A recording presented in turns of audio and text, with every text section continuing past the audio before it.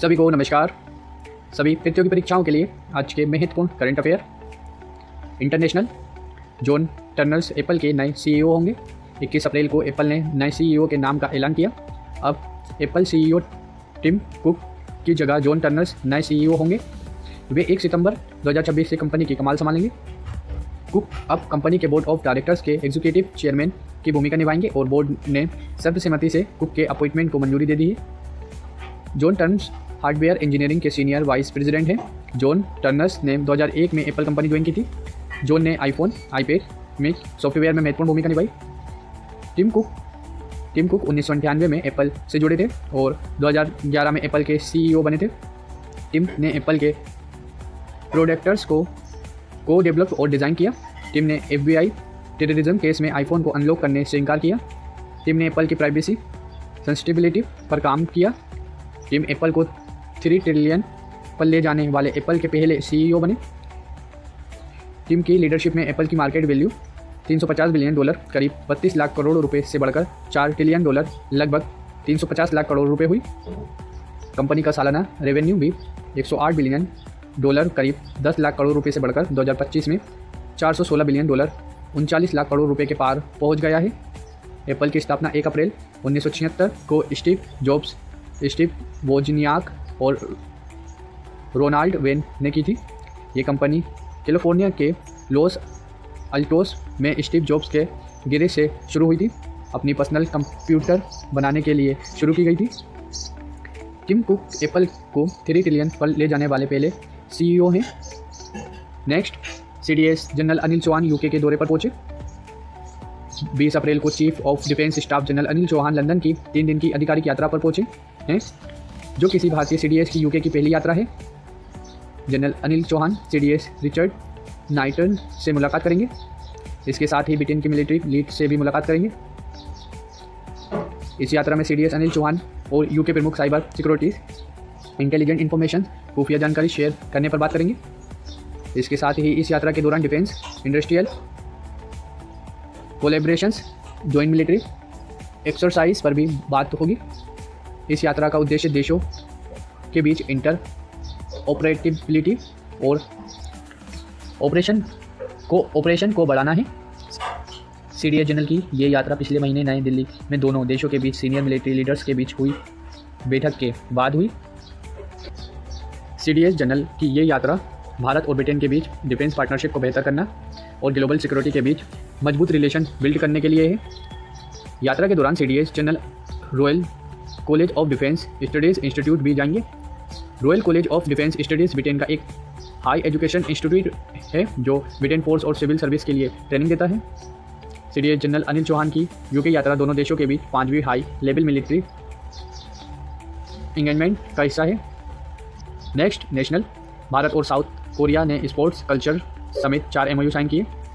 20 अप्रैल को भारत और साउथ कोरिया ने स्पोर्ट्स कल्चर और स्मॉल एंड मीडियम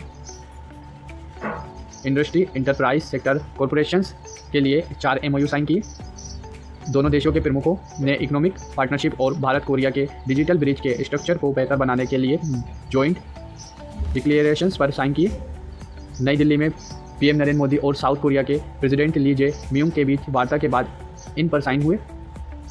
इसके साथ ही भारत और कोरिया दोनों शांतिपूर्ण, प्रगतिशील और इंडो पैसिफिक की दिशा में योगदान देना जारी रखेंगे। दोनों देशों ने AI, सेमीकंडक्टर और प्रौद्योगिकी में साझेदारी को और गहरा करने के लिए Bharat Korea digital bridge launch किया जा रहा है। PM मोदी ने कहा है, भारत और कोरिया के बीच द्विपक्षीय व्यापार $27 अरब है, जिसके 2030 तक $50 अरब होने की उम्मीद है। इससे पहले जुलाई 2018 में राष्ट्रपति मून जे-इन ने भारत का दौरा किया था। साउथ कोरिया के प्रेसिडेंट ली जे म्यूंग 3 दिन की यात्रा पर भारत आए थे और ये उनकी पहली भारत यात्रा है। नेक्स्ट, निधन, पूर्व राज्यसभा सदस्य डॉक्टर गोपाल राव पाटिल का निधन। 20 अप्रैल को पूर्व राज्यसभा सदस्य और बाल रोग विशेषज्ञ डॉक्टर गोपाल राव पाटिल का निधन हो गया है। वे 95 साल के थे। पाटिल एक डॉक्टर थे। उसके बाद महाराष्ट्र से BJP के नेता रहे। पाटिल 1994 और 2000 के बीच भाजपा से राज्यसभा सदस्य रहे। पाटिल ने वाणिज्य, विदेश मामलों और रेलवे सहित प्रमुख संसदीय समितियों के मेंबर भी रहे। पाटिल हैदराबाद के कुरनूल स्थित एक मेडिकल कॉलेज में प्रोफेसर भी रहे। पाटिल ने इंडियन पीडियाट्रिक एसोसिएशन की स्थापना की और उसके पहले अध्यक्ष भी रहे। पाटिल बाल रोग विशेषज्ञ के रूप में उनके योगदान के लिए कई पुस्तकें भी प्रदान किए गए।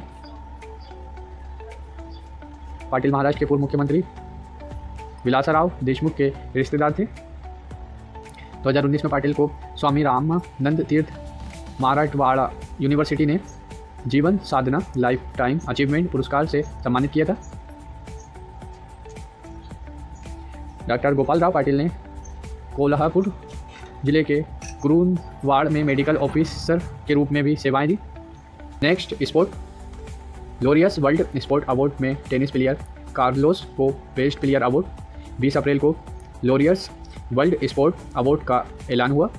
इसमें टेनिस प्लेयर कार्लोस अल्कराज और अरियाना सवालेंका को best player of the year का अवार्ड मिला।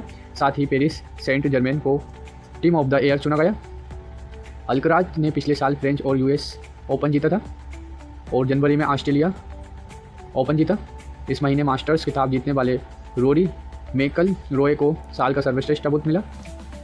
18 साल की उम्र में बार्सिलोना और स्पेस के लिए लेमिन यमन को साल के सबसे यंग प्लेयर का अवार्ड जीता। फॉर्मूला 1 चैंपियन लैंडो नॉरिस को world breakthrough of the year का अवार्ड जीता। जर्मनी के नेशनल फुटबॉलर टीम के पूर्व खिलाड़ी टोनी क्रोस ने वर्ल्ड स्पोर्ट शिप्रिएशंस अवार्ड जीता। Laureus world sport awards Spain की राजधानी मैड्रिड में हुए। अवार्ड की मेजबानी टेनिस प्लेयर नोवाक जोकोविच और फ्री स्टाइल स्कीयर एलिन गू ने की। Laureus award sport award Laureus world sport को सपोर्ट का ऑस्कर माना जाता है। इसकी स्थापना Laureus sport for good foundation ने 1999 में की थी। इसके पहले संरक्षक नेल्सन मंडेला थे। इसमें प्लेयर्स का selection Laureus world sport academy करती है। 2026 में भारतीय महिला क्रिकेट टीम को भी world team of the year श्रेणी के लिए नामित किया गया था, जो एक ऐतिहासिक उपलब्धि है। टेनिस प्लेयर कार्लोस अल्कराज ने जनवरी में ऑस्ट्रेलियन ओपन जीता था।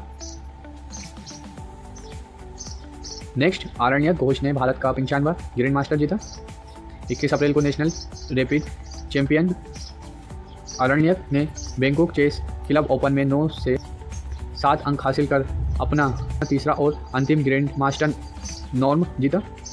आरण्यक ने पहला नॉर्म 2023 में सेंटर्स ओपन में और दूसरा 2024 में एनएमआ से मास्टर्स में हासिल किया था। आरण्यक के साल 2025 में फाइड वर्ल्ड कप में पोलैंड के मार्टूज बार्टेन को हराया था। आरण्यक वर्ल्ड रैंकिंग में 401वें स्थान पर मौजूद हैं। आरण्यक ने सबसे पहले 4.5 साल की उम्र में पिता मृणाल घोष की पुरानी शतरंज से पहली बार खेला था। आरण्यक का इंटरेस्ट समझकर पिता मृणाल घोष ने उन्हें ट्रेनिंग दिलवाई। 2013 में आरण्यक ईरान में Asian youth chain championship under 10 category में सिल्वर मेडल जीता था। आज का इतिहास 22 अप्रैल का इतिहास 22 अप्रैल 1915 में प्रथम विश्व युद्ध के दौरान जर्मन सेना ने पहली बार जहरीली गैस का इस्तेमाल किया। 22 अप्रैल 1921 में नेताजी सुभाष चंद्र बोस ने इंडियन सिविल सर्विस से इस्तीफा दिया। 22 अप्रैल 1958 में एडमिरल R.D. कटारी भारतीय नौसेना के पहले भारतीय प्रमुख बनाए गए। 22 अप्रैल 1970 में दुनिया में पहली बार पृथ्वी दिवस मनाया गया। ऐसे ही दिल्ली के current affair and news update के लिए चैनल को लाइक एंड सब्सक्राइब करें। Thank you for watching.